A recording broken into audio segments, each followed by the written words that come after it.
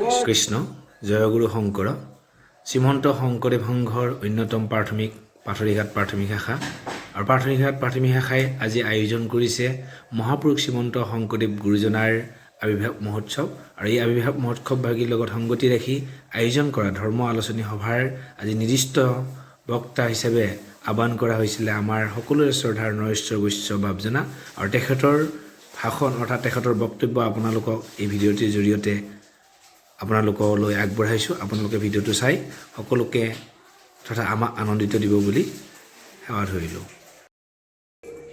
মই নিৰ্দিষ্ট বক্তা নহয়, সেই মোৰ শক্তিও নাই, জ্ঞানো নাই, মই মুখ্য মই মাত্ৰ আপোনালোকৰ অৱসৰত তেখেতৰ কাৰণে আবাৰ দি আছোঁ। মোৰ সাংঘাতিকতে ৰোগা আছে, আপোনালোকে বহুতে জানে। হাৰ্টৰ ভিতৰত গতিকে মোৰ চিকিৎসা বিভাগৰ পৰা মই পাতা বন্ধ কৰিছোঁ। আধা কিমান লাগে আমি কৰি সম্ভৱ, কিন্তু কথা হ'ল ভগৱানৰ কথা ক'বৰ কাৰণে বহুত সময় সাধাৰণতে মই এই ভাৰতবৰ্ষত নিৰ্দিষ্ট জন্মত আছে, যাৰ আছে কোনো অপেক্ষা শিক্ষা বাটেকা কৃষ্ণ। গতিকে কৃষ্ণ কথা ক'ব পৰা ভাগ্যৰ অকথবা জন্মৰ মোৰ আছে পুণ্য ৰাখি, যিহেতু দেখিলোঁ চকু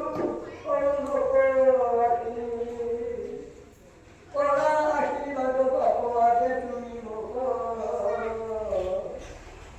গুৰু ভকত মোক দিছিলে।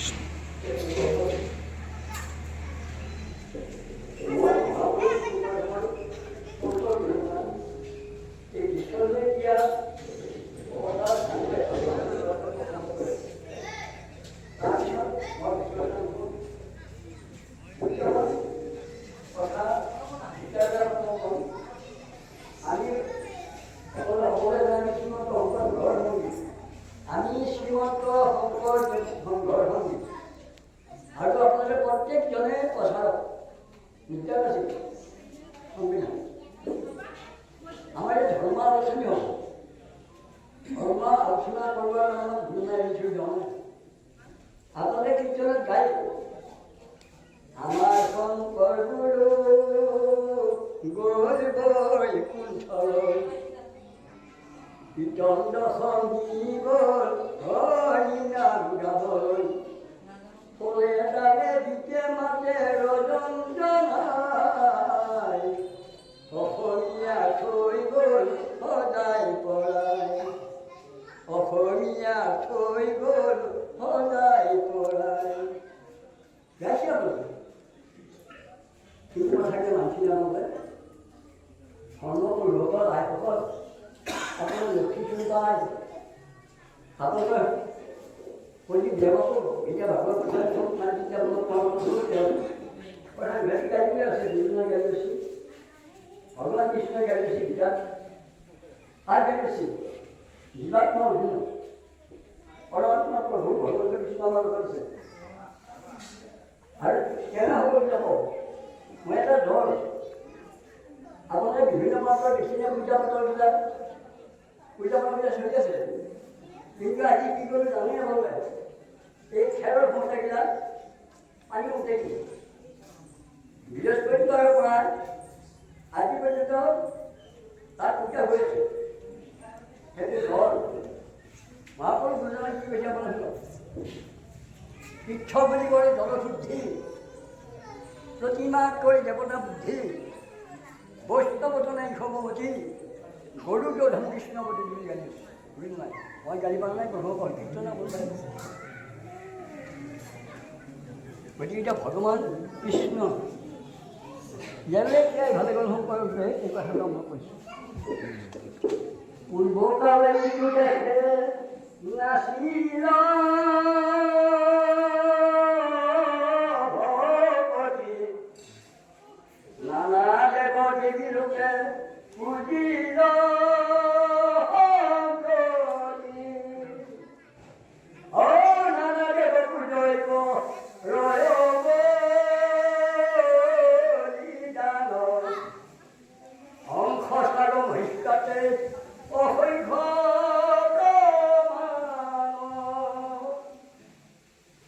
অবেদান কৰি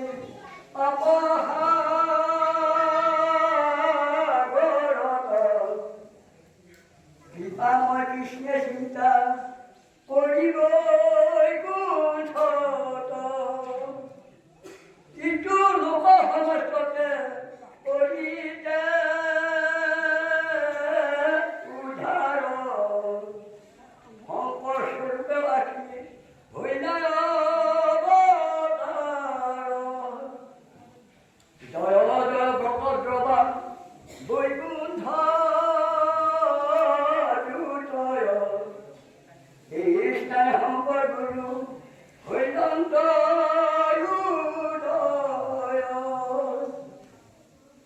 ভকদ্ৰৱা কুকুমৰ বিয়াৰ পৰিৱেশত সত্য সন্তা আই গৰ্ভত তেওঁ আহি জন্ম ধৰি ক'ব লগা হ'ল। সেইকাৰণে আহিলে যে শংখচাকাতে দুৰ্গা মানুহ কৰি দিলে, এটা ঈশ্বৰ মন্দিৰত মানুহ কৰি দিছে, মানুহে মানুহক কৰি দিছে। ভূপেন হাজৰিকাই গান গাইছে, মানুহ যদি নহয় মানুহ নহয় মানুহ। আমি ছোট মাত্ৰ মানুহ, আমি ডাঙৰ হৈ মানুহ হ'ব মানুহ। আৰু ভকত কৰিলেও ভাওটোহে কৰিব, ভকতো হ'ব। গতিকে প্ৰভুসকল আইসকল আপোনালোকে অকণমান মনোযোগী কৃষ্ণ কথা কিন্তু খুব মনোযোগী হ'ব লাগিব। প্ৰথম যদি আপুনি কীৰ্তনৰ পাঠটো কৰে, চতুৰ্থ কীৰ্তনৰ অজামিল ক্ষেত্ৰত হৰিৰ নামৰ শুনিও মহিমা সাৱধান কৰি চিত্ত, অজামিল নামে আছিল ব্ৰাহ্মণ বেশাত হইলা পতিত। আমাৰ এতিয়া ধৰ্মালোচনীৰ কথা হৈয়ে আছে।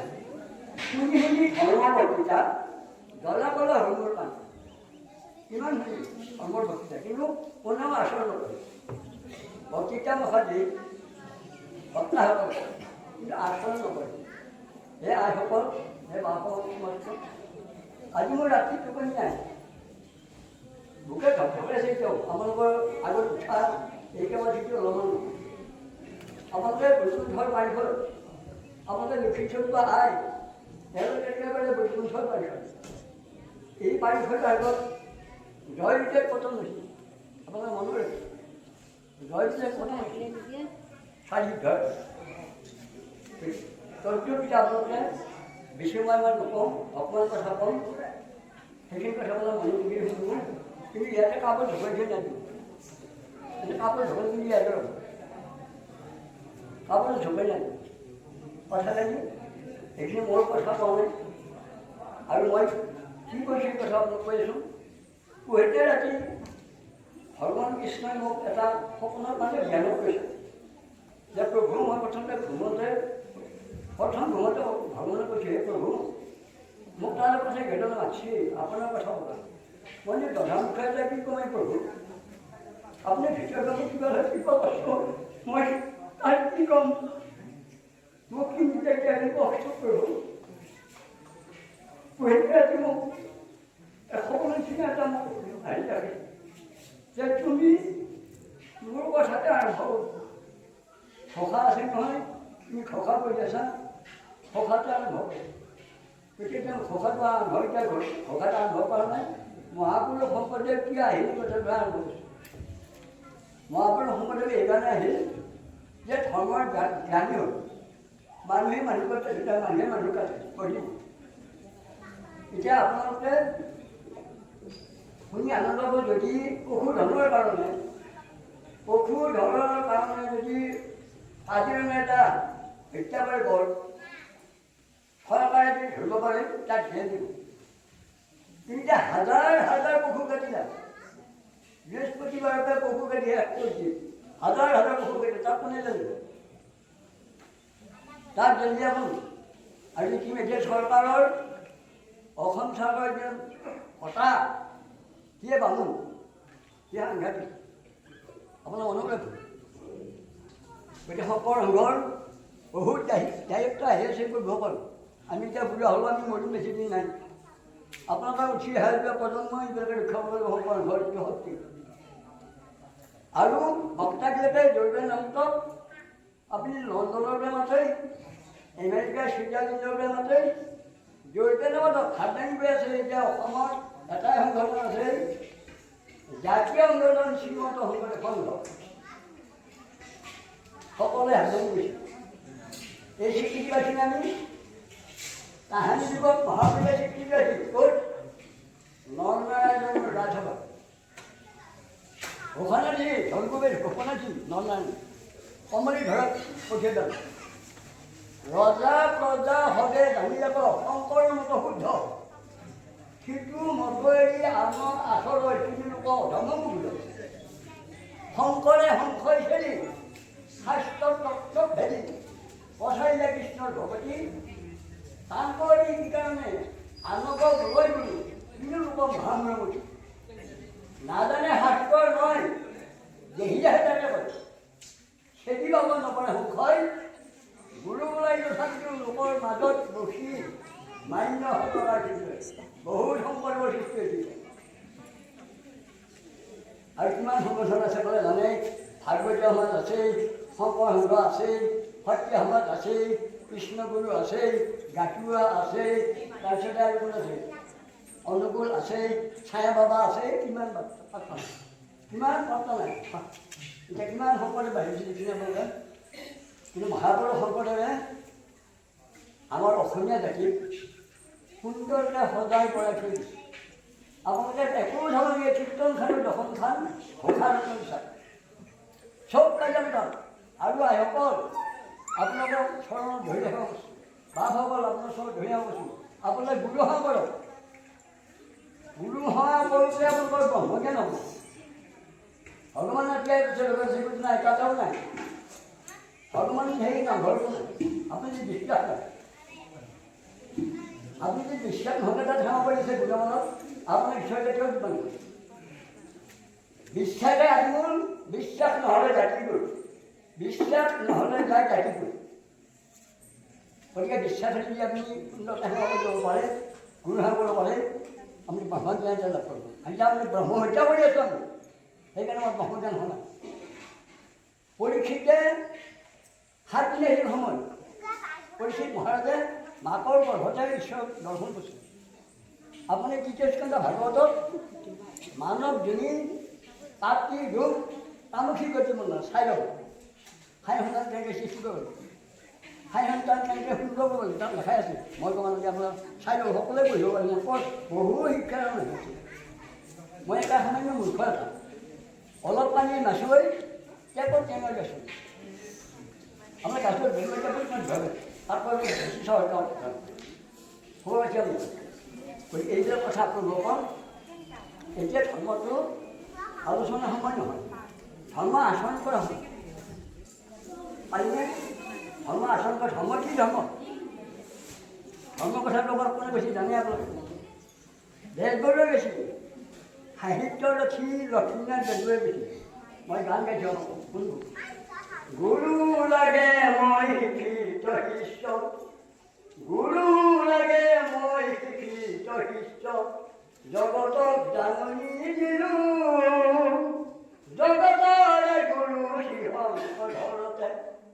জগতৰে গুৰু শ্ৰীশংকৰ ঘৰতে অন্ধলাইনে যে খেলিলো হে গুৰু শংকৰ গুৰু শংকৰ গুৰু শংকৰ প্ৰেমকে বুলি জগতে ঘূৰিলো ঘৰতে আছিলে প্ৰেম ধনে ধনে বুলি ভাবলিলো ইয়াতে পৰম ধন হে গুৰু শংকৰ গুৰু শংকৰ গুৰু শংকৰ প্ৰকৃত ধৰ্ম বিচাৰি খুচাৰি বিদেশে বগালো জোখে নিজৰে দেশৰে নিৰ্মল ধৰ্ম নামঘৰৰ দুৱাৰ মুখে গুৰু শংকৰ গুৰু শংকৰ গুৰু শংকৰ সেইদিন আমাৰ মহাপুৰুষ কৃপাগুৰু শংকৰদেৱ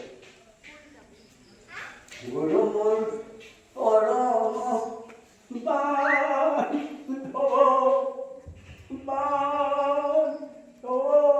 হৰিয়ে গুৰু মোৰ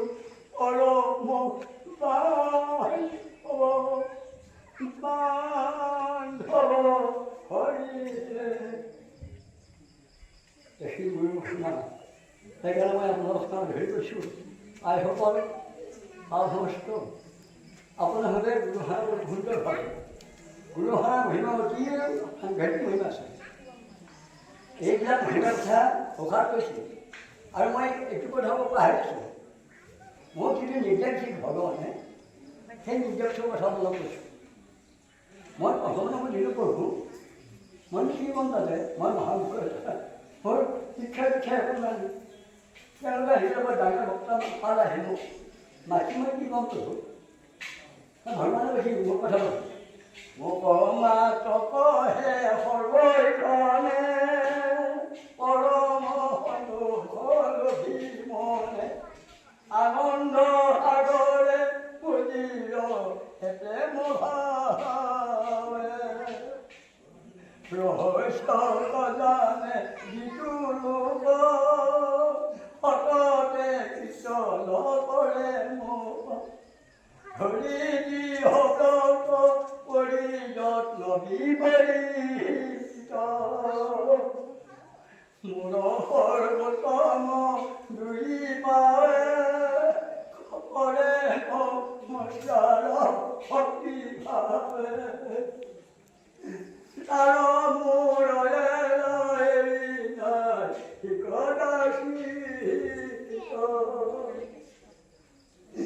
সতীৰ মহিমা অদভূত অধৰ্ম দিয়া ধৰ্ম চিত্ত হয়ে শীঘ্ৰে মোক ভজি জানা কুন্তি সুত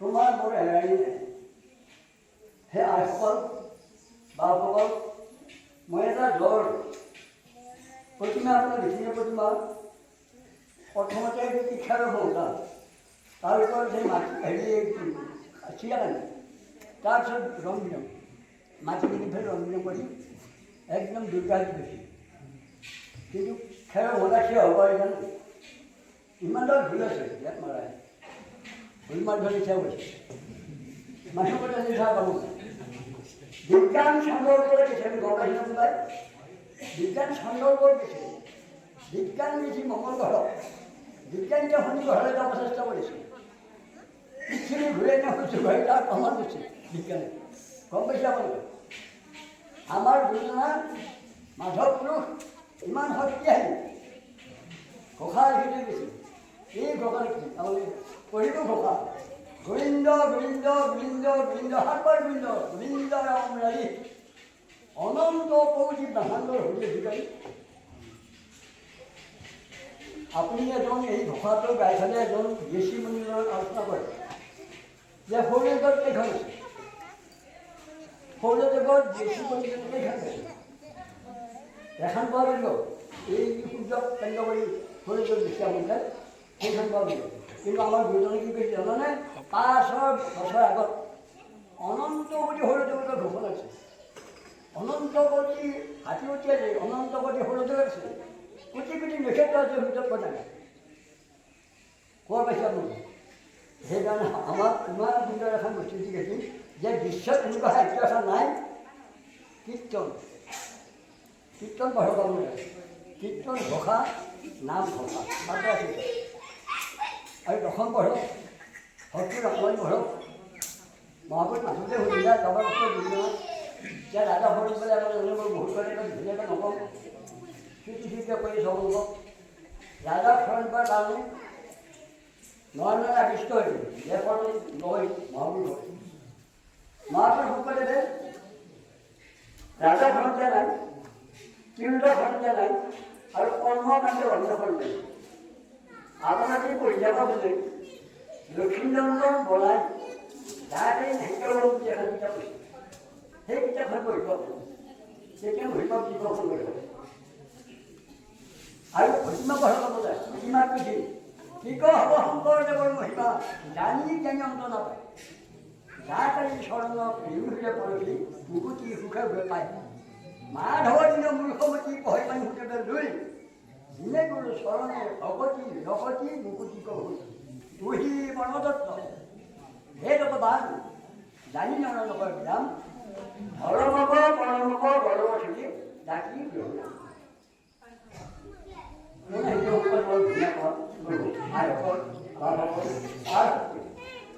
ভগৱান কৃষ্ণ দিওঁ নাগৰ যুগত দৈৱ বিনন্দন পৰিত কুঘৰে কৃষ্ণ শংকৰ স্বৰূপ ধৰিয়া জগত উদ্ধাৰ কৰে। এতিয়া বহু ভাষণ লৈ মহাপুৰুষ গুৰুজনাক মানৱী গণ্য কৰে। সি কোটি কোটি জন্ম ঢেকুৰৰ তলু ঈশ্বৰৰ অমুনত। সেইকাৰণে আমাৰ ভক্তবিলাকে সেইবিলাক বাহিৰত নামৰ বাৰু ভগৱানৰ কথা মোৰ চন্দ্ৰ জানিব আপুনি এটাই লাগব মোৰ চৰখানৰ মোৰ লাভ কিন্তু মই যিখিনি পালোঁ সেইটো মোৰ বাটি খাই ৰাখে এই শকত ব্ৰহ্মৰ পাৰ ভৈৰ যিটো কৃষ্ণত ভক্তি নাই তাৰ মাত্ৰ শ্ৰমে মাত্ৰ ফল জনৰ ৰাখে বাজি এইটো মোৰ শ্ৰম। সেইকাৰণে ঈশ্বৰৰ কথা শুনিব আহি আহিব বাসকল অলপ মনোযোগ পাব আৰু মনোযোগ শিকিব লাগিব। আপোনালোকে ঘৰত আছিল ঘৰত কথাটো আছিল তেতিয়া আপোনালোকে বুজি পাব। ভিতৰত এটা কথা কৈছে কৃষ্ণ সমস্ত আপোনালোকে ভিতৰত ঠাইখন আমাৰ চাপ বিচাৰি কৰিছে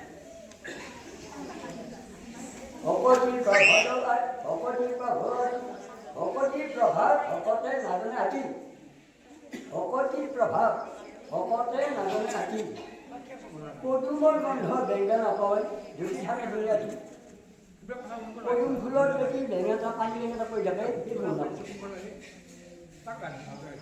পদুম ফুলত ভিলে পৰি থাকিব সেই দেখা। এতিয়া আমাৰ এই সমস্যাবিলাক গুৰুজনাই ভগৱান কৃষ্ণই আমাৰ গাড়ী আছে সকলো যাব গাড়ী চাম লগা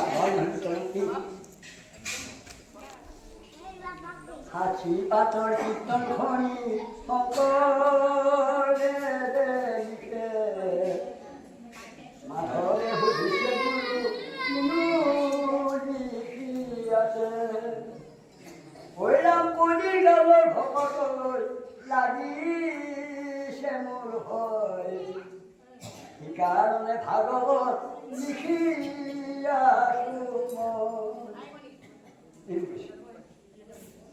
ভাগৱত ইমান ধৰি ভাগৱত সুখী নলবৰ কথা আছে ষষ্ঠ পুথত পঢ়িব।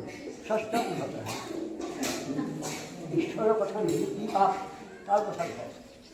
মই এইবিলাক ক'ব নিদিওঁ। গতিকে আইসকল আপোনালোকে এটা কথাও আপোনাক জনাব এইটো দৈৰ্ঘ্যৰ কৰি দিওঁ আপোনালোকৰ এতিয়া মূলত পঢ়িবিলাক নাই পাৰিলে সেইটো আপোনালোকৰ দুখ নহয়। কাৰটো জানে বোলে কলিৰ প্ৰভাৱ এইটো দুৰ্ঘৰ কৰিছোঁ ভগৱান আহিব বুলি আকৌ এইবাৰ আহিলে নহ'বলৈ হেৰাই ইয়াৰ পিছত কি আহিব জানে একদম অস্ত্ৰ লৈ কৃষ্ণটো অস্ত্ৰ লৈ ভগা ঘৰত দি আহিব বিচাৰি বিচাৰি কাটে এইবিলাক গাত যজ্ঞ কৰে যিবিলাকে কৈছে সুন্দৰ ধৰ্ম এৰি এইটো সনাতন ধৰ্ম আমি পাতো উদ্ধৱ কীৰ্তন প্ৰথমে প্ৰণাম ব্ৰহ্মৰ বিহন কৰি আমি উদ্ধৱটো পাতো কীৰ্তন দেখাই আছে কীৰ্তন মই কীৰ্তন দেখা নাই মা আপুনি সকলো মানুহে আমি সকলো নাই গতিকে সেইকাৰণে এতিয়া আপোনালোকে মহাবলী ভোলেনাথ মানুহ নাই এখনত গৈছিল আমাৰ ভজনীয়া আই আছে নেকি আজি তোমাৰ ভজন আই আছে নেকি ভজন আই আছে নেকি মই ভজন আই আছে নেকি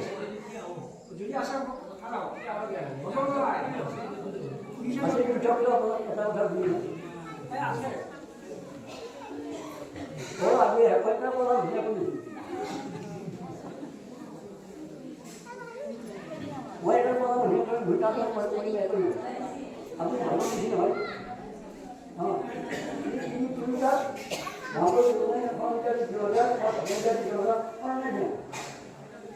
চাই ল'ব বেছি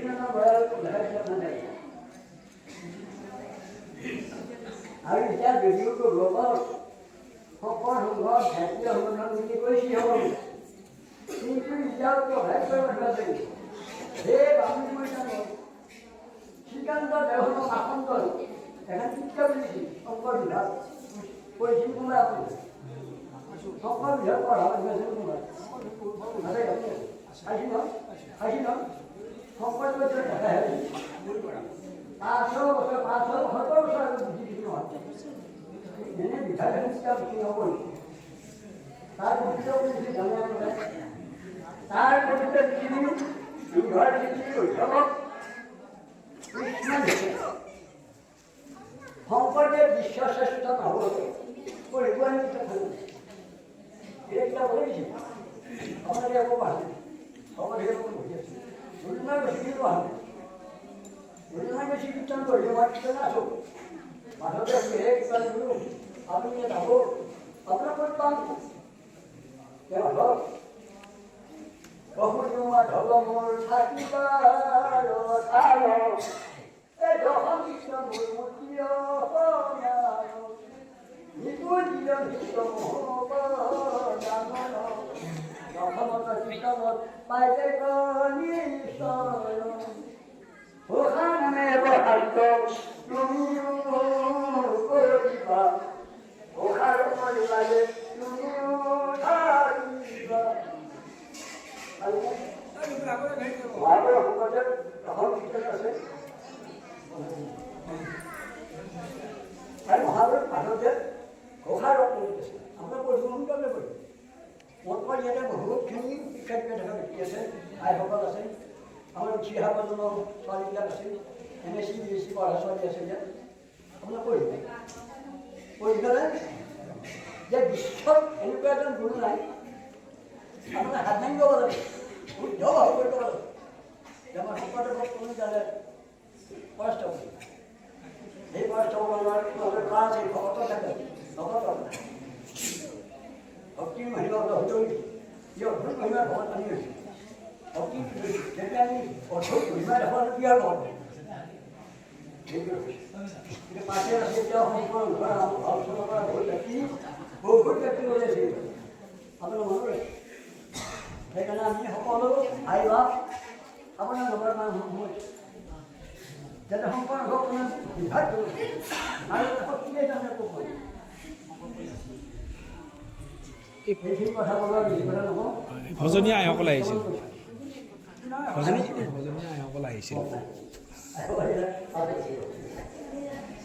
আমি ভগৱান ভগৱান এতিয়া ভগৱান কি পাম আধ্যাত্মিক তত্ত্ব আধ্যাত্মিক জ্ঞান যদি আপোনালোকে আধ্যাত্মিক জ্ঞান ভিতৰত স্থাপন কৰা তেতিয়া আপোনালোকে সুন্দৰ দূৰ হ'ব গুৰুদেৱ নাম ভগত এই চাৰিটা বস্তু গুৰু লাগিব গুৰু আপোনাৰ প্ৰথমতে